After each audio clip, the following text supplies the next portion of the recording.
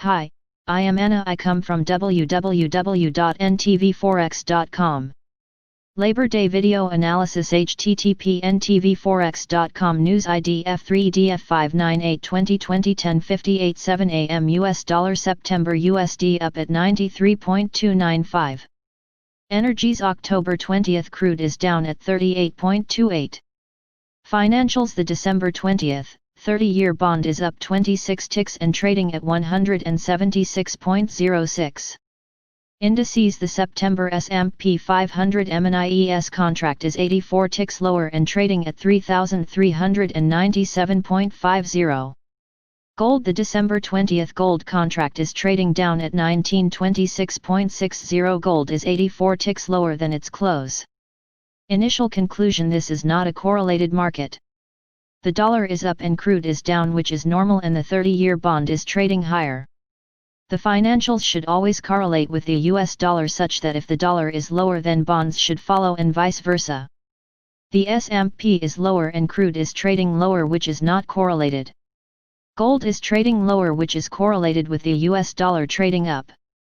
I tend to believe that gold has an inverse relationship with the US dollar, as when the US dollar is down, gold tends to rise in value and vice versa. Think of it as a seesaw: when one is up the other should be down. I point this out to you to make you aware that when we don't have a correlated market, it means something is wrong. As traders you need to be aware of this and proceed with your eyes wide open.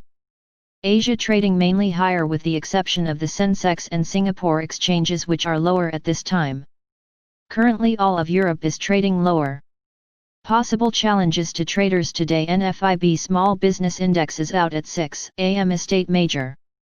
IBD Tip Economic Optimism is out at 10 AM Estate. This is Major. Consumer Credit is out at 3 PM Estate. This is Major.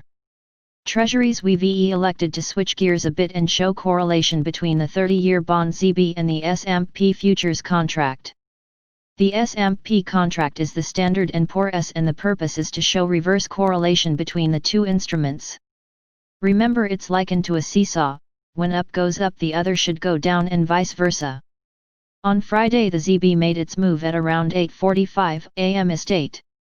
The ZB hit a low at around that time and the S&P moved lower. If you look at the charts below, ZB gave a signal at around 8:45 AM Estate and the S&P moved lower at around the same time. Look at the charts below and you'll see a pattern for both assets. ZB hit a low at around 8:45 AM Estate and the S&P was moving lower shortly thereafter. These charts represent the newest version of multi-charts and I've changed the time frame to a 15-minute chart to display better. This represented a long opportunity on the 30-year bond. As a trader you could have netted about 20 ticks per contract on this trade. Each tick is worth $31.25. Please note the front month for the ZB is now December 20th. The S&P contract remains at September 20. I've changed the format to Renko bars such that it may be more apparent and visible. Charts courtesy of multi-charts built on an AMP platform bias. On Friday we gave the markets a neutral bias as it was Jobs Friday and we always maintain a neutral bias on that day. The Dow dropped 159 points and the other indices lost ground as well. Today we aren't dealing with a correlated market and our bias is to the downside. Could this change? Of course. Remember, anything can happen in a volatile market. Commentary: well, it appears as though the job market is getting somewhat better in that the US economy added 1.4 million new jobs in August. The unemployment rate fell to 8.4%, down from 10.2% prior. The problem is the number of new jobs being created isn't high enough to dramatically reduce the number of unemployed persons in the US. There are still over 20 million unemployed people in the United States today.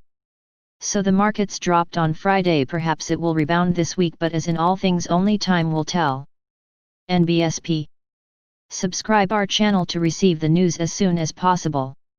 Thank you for watching. If you want to read real-time news, text messages to MT5 Expert Advisors page at https://mt5.expert.advisors.